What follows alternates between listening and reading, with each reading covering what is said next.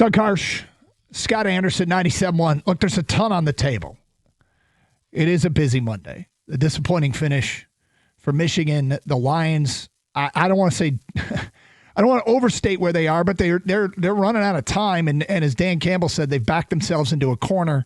We'll get to later in the show what he told our morning show today. But, I mean, as it stands right now, that team's kind of in trouble, and they got some work to do. And stuff, they haven't looked right for a while here, and I don't know if they can gear back into it, and we'll get into that. Also, Michigan State makes a change. Jonathan Smith, Pat Fitzgerald, waiting for final word on that. But anyway, your thoughts. When we brought up Pat Fitzgerald's name a couple weeks ago, you weren't stoked. But you're also down on college football, so I don't know. Right. And and the circus show that was it doesn't help. Yeah. Lane Kiffin over the weekend goes back to what I think is something that's easily correctable, and one of college football's biggest problems is they hold their off-season during the season. You shouldn't be holding off-season and making off-season moves before the previous season is done. But I digress. How are you feeling about Pat Fitzgerald? So I'm mostly really happy about this. I think because, first of all, just thinking about him as a football coach, I think he's an excellent football coach. What he did at Northwestern was nothing short of a miracle because of the restrictions that are on you in recruiting at Northwestern. The academic standards they had there were, tops in the country. So it's really hard to do what he did. It was impressive. That being said, my concerns were the last couple of years. He only won 4 games in the last 2 years there. And you had a pretty big scandal going there with the hazing allegations that were going on. As time went, and then obviously Northwestern fired him, and then there was the whole, are they going to have to pay him or not? And they ended up with a settlement.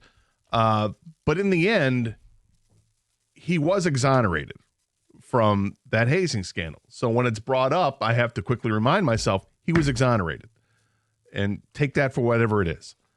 And I don't want that to be dragged through the mud every time Pat Fitzgerald's name is brought up, and I know it will be, but again, the quick reaction is, and you're going to hear it a lot, yes, but he was exonerated. So if they can get past that whole black cloud of it, then I think it's an exciting time for Michigan State. He's 51 years old. He was obviously a legendary linebacker in the Big Ten, and ended up being a legendary coach at Northwestern, the best coach they've ever had. Had a couple of Big Ten West titles there. But the idea that he would get keys to the kingdom at Michigan State, which will support him financially when it comes to the NIL stuff, because they're getting their stuff together with that. There's supposed to be an announcement imminent about big donations coming to Michigan State to help out the athletic programs. All that is good news. My other apprehension was, he's been out of the game for a couple of years. The game has changed. It's NIL. It's transfer portal. How could he possibly be ready for this when he hasn't been involved in it? And then I watched an interview that he did with Reese Davis recently. And Reese and company were asking questions about that. And became a PhD in the game, that interview. Yeah. So when you're watching that, you feel a lot more confident that, okay, he's going to be up to speed. He's a smart guy. He also a Northwestern grad. And so I feel much more comfortable with him leading this team from that aspect, because I think he has totally immersed himself in this, and knowing that he was going to get a job at a program that was going to be a Power 4 program. It wasn't like he was going to go take the job, working at, Northern Arizona. I don't think he was going to take a job outside of the contiguous Big Ten footprint. And by that I mean he wasn't going to take UCLA. Right. He was going to take Penn State, Wisconsin, they re-upped. Nebraska, they re-upped, which makes me giggle a little bit. There was one more in the Big Ten that re-upped. I forget who it was. Somebody else. Maryland re-upped, or Michigan State if that opened up. Those were the spots that he was going to be most comfortable. And what's becoming abundantly clear about Penn State, I have to think, because they were one of the first to fire their guy, and they still don't have a coach. What does that tell you? It tells me that Brian Hartline is who they want.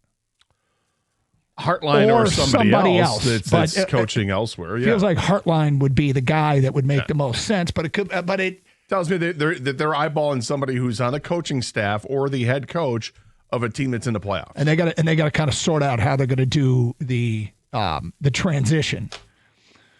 Because what happened down in Mississippi was absurd. I mean, if I were the commissioner of that conference, I would be like, hey, let's stop poaching each other's coaches, especially when one of our teams is going to the playoff. He doesn't care. No, of course he doesn't care, but they should. No, I'm saying the commissioner of the conference does not care. I know. I'm saying he should. Make sure it's absurd.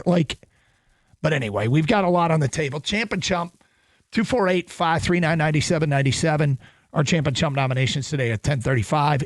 Well, I remember getting back to Pat Fitzgerald when the name was brought up. You thought he'd be an excellent candidate. Yeah, I think you thought for Penn State would be perfect, and then now it opens up Michigan State. I would think you think it's the same thing. I do.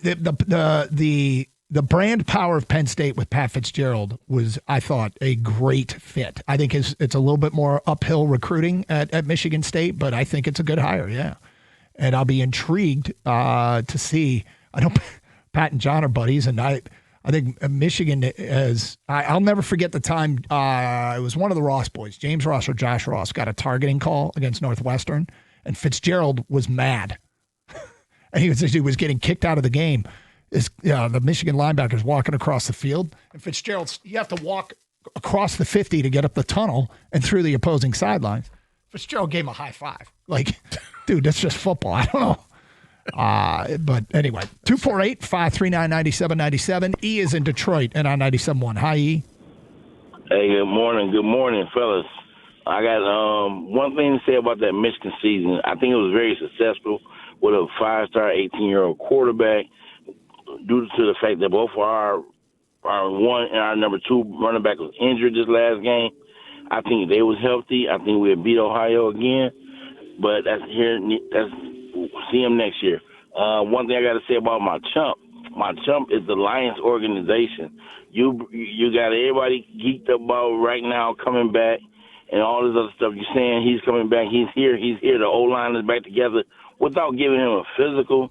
That's chump and chump. Chump for. Well, I don't know that they could have kept that under wraps. Like, that has to go through. That would have got out. It's not. I don't know that the Lions could have kept it, given him a physical and have it be a secret. That's a straight SOL moment to even leak out that he's coming back without taking a physical. Dan Campbell's my chump, and the owner is my chump of the week. No champs this week. The owner? Go Blue. Wait, who's you're chumping? Sheila Hamp? Not the owner. I'm sorry, not the owner. I can't think of his name right now. The general manager? One that make all the trades. Yeah. Brad Holmes? Yeah. Brad Holmes, because one thing he didn't do, we had the guy from Miami in our backyard, and you let him go to Philly. He didn't get Aiden no help. It's starting to show. It's the same thing the Tigers did. We made no moves at the deadline. We made it to the playoffs, but stumbled. The Lions will not make the playoffs this year. SOL moment. Go Blue. See you next year, Lions. Man, look, they didn't make any big move, okay? And that's they might have miscalculated, all right? They might have. Brad Holmes has done great work here, but his job, the job isn't to be really, really good. I think the job is to get into the mix where you're a legitimate Super Bowl contender and stay there. And the way they have drafted, and if they continue to draft that way, they have a chance to stay there. There might have been some miscalculations along the way. As far as chumping them for letting the Ragnow story get out, I'm not really sure you can bring a player in for a physical without it having to be reported to the league. I'm not sure they can do that. The protocols there. That's not a chump worthy offense. I'm sorry. I think it's ridiculous. We all got excited about it. If you're chumping because raised our expectations and then dashed him the next day when you find out that he didn't pass a physical. Mm-hmm. Okay. I mean, yeah, I was disappointed too, but it's not a, why would I chump anybody in the Lions organization about that? Frank Ragnow tried to get back and wanted to play, and turns out he can't. That sucks. What I want to know is, does Frank want to play next year? Yeah. Is that a possibility? And Dan Campbell addressed that this morning, and he doesn't really know about it. He didn't get that far down the road. No. And it sounded like the imaging on the hamstring is pretty severe, and they would have to do something about it. if he does want to continue his career, he might have to have a procedure, is what it sounded like to me. Mm-hmm. So who knows? Yeah, look, that's all protocol stuff, and I'm not sure you could really keep it a secret, but your chump vote is counted. 248-539-9797. TJ Lang this morning said the news was going to leak, so they kind of had to announce it, but for what it's worth. We'll have our champ and chump nominations today at 10:35 here on Karsch and Anderson on 97.1.